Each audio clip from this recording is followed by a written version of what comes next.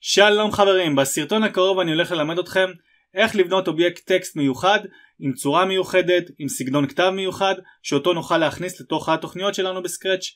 אנחנו נרצה להוסיף את האובייקט הזה במידה ואנחנו רוצים ליצור איזשהו פתיח מיוחד בהתחלה, או סיומת של הודעת סיום של הפסדת, ניצחת בסוף המשחק שלנו. וכדי לעשות זאת אנחנו הולכים להשתמש בתוכנת המצגות פאורפוינט. איתה אנחנו הולכים ליצור את הטקסט ואז להעתיק אותו לתוך התוכנית שלנו בסקרץ'. אז יאללה, בואו נתחיל.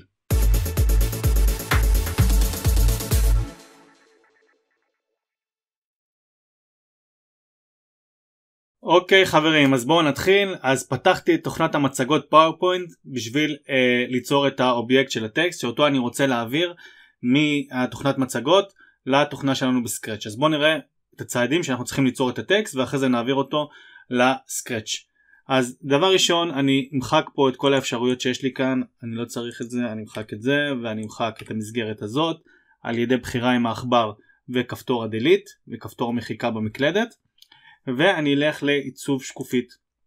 בעיצוב שקופית אני רוצה לקבוע את גודל השקופית. אני לא צריך את כל הגודל הזו של השקופית, אני לא הולך לבצע באמת מצגת על מסך.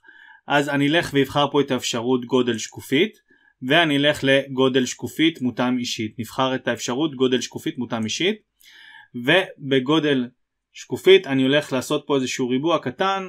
אני הולך לשנות פה ל10, אפשר גם מכאן, ואפשר פשוט למחוק פה את הכל ונרשום 10, וגם פה נמחוק את הכל ונרשום 10, וזה סך הכל זה יהיה 10 סנטימטרים על 10 סנטימטרים.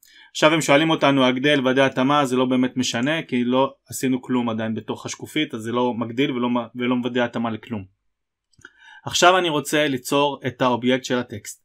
אז אני הולך פה להוספה, ובהוספה יש לי פה אפשרויות של וord art.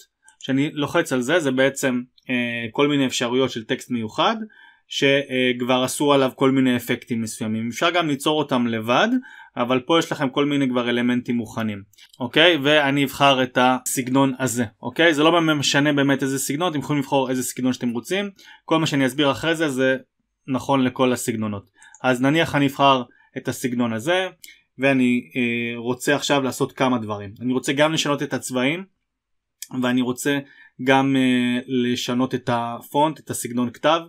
כמו שראינו בסקרץ' אין לנו יותר מדי סגנונות, רק באנגלית אם אנחנו נשנה יש לנו קצת סגנונות, אז פה אני יכול לשנות לפי האפשרויות שיש לי בתוך התוכנת מצגות, שבדרך כלל מגיעות כבר יחד עם התוכנה ויחד עם המחשב. יש לנו פונטים שמגיעים שהם חינמים ונמצאים בכל מחשב. אז אני ארשום פה איזשהו טקסט, נגיד אני ארשום פה הדור הבא, אוקיי? ושימו לב שאני יוצא מזה, אני כבר אראה ממש את האפקט. ואם אני עכשיו רוצה לשנות את האפקט, אני יכול לסמן פה את הכל. אוקיי, תשימו לב שאתם נמצאים בתבנית צורה למעלה, ואז אני יכול לשחק קצת עם הצבעים. אז אני יכול להגיד שהקווים מתאר של הכתיבה יהיו בצבע תכלת, ונניח ואני רוצה שבתוך הכתב יהיה בצבע כתום. אוקיי? אפשר לשחק עם זה עם איזה צבעים שרוצים. שוב פעם, כל פעם שאנחנו רוצים לשנות משהו, שימו לב שאנחנו בתבנית צורה, ושימו לב לא להתבלבל בין צד שמאל לצד ימין. זה מה שאחראי על הכתיבה עצמה, על הכתב, ובצד ימין זה אחראי על כל המסגרת של הכתיבה. זאת אומרת שאם עכשיו הייתי שם פה מילוי צורה, זה היה ממלא את החלק האחורי של הכתב. עכשיו, מה שאני רוצה לעשות, אני גם רוצה לשנות פונט, שיהיה קצת איזשהו סגנון כתב יותר מיוחד. אז אני הולך ויבחר פה את מה שכתבתי, ואני הולך לבית, ובבית יש לי פה למעלה אפשרויות של גופן. אז באפשרויות של גופן אפשר ללכת ולבחור איזה גופן שרוצים. שימו לב שבדרך כלל הגופן שנמצא עם אותיות בעברית, זה גם גופן שיתאים לנו לכתיבה בעברית. אוקיי, אני אלך לגוטמן. אוקיי, לגוטמן יש לו כתב יד, קוראים לזה גוטמן יד ברוש, ואני אבחר את זה. אוקיי, אז אחרי שבחרתי והצבתי את כל הכתיבה ואת כל הטקסט, אני יכול לקחת את מה שיצרתי וליצור את זה כתמונה ולהעביר את זה לסקרץ'. אז בואו נראה איך אנחנו עושים את זה. שוב פעם אני נעמד על המסגרת של האובייקט שיצרתי, במקרה הזה זה אובייקט של טקסט, ואני רוצה להעתיק אותו לסקרץ'. אז אני צריך ללחוץ איפשהו במסגרת, שימו לב שהסימן של הכתיבה כבר לא מופיע, הסימן של הכתיבה זה הסימן הזה שככה מתנדנד, ברגע שהוא לא מופיע, לוחץ על המסגרת ואז קליק ימני מהעכבר ואז יופיע לי פה אפשרות שמירה כתמונה. שמירה כתמונה זה בעצם ייקח לי רק את האובייקט הזה ויהפוך אותו לתמונה. מה שמיוחד בשמירה כתמונה שהוא גם יוצר את האובייקט הזה כאובייקט שקוף ואני לא אראה את הרקע הלבן מאחורה.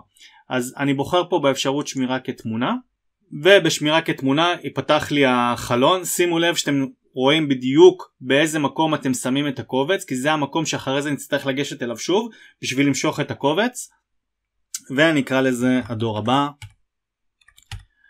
שימו לב שיש פה כמה אפשרויות של יצירת קבצים, הכל בעיקרון יעבוד, כמעט הכל כמעט יעבוד פה בסקרץ'. ה-PNG, GPG, GIF ו-SVG יעבדו בסקרץ'. SVG לפעמים יוצר בעיות ותקלות ולכן פחות מומלץ, אוקיי? בדרך כלל עדיף להשתמש ב-PNG, אז אני אשאיר את זה על ה-PNG, ואנחנו אחרי שנתנו את השם לקובץ, אני נלחץ על שמור, והכל מוכן. בואו נעבור עכשיו לסקרץ'.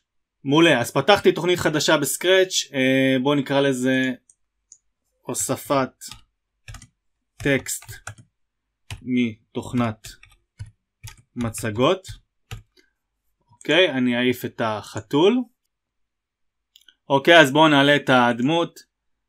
תשימו לב שאתם מעלים את הדמות בדיוק מהמקום ששמרתם בו. תשימו לב שהשם בדיוק כמו במקום ששמרתם. אם אתם לא מוצאים, תחזרו חזרה לתוכנות מצגות, עוד פעם שמירה כשם ותראו איפה שמרתם את הקובץ.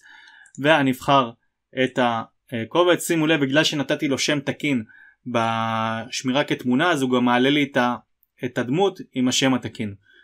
אוקיי, אחרי שהעלינו אתם יכולים לשחק עם הגודל, לשנות, להקטין, להגדיל, ובואו נעשה איזה תוכנית קצרה. אוקיי, אני אלך לאירועים, כאשר לוחצים על דגל הירוק, לעולמים, בואו נעשה תסריט אחד שיהיה אחראי על השינוי צבע, שנה אפקט צבע, קליק ימני שכפל, ואני רוצה עוד אפקט שיזיז לנו את הציור ימינה ושמאלה.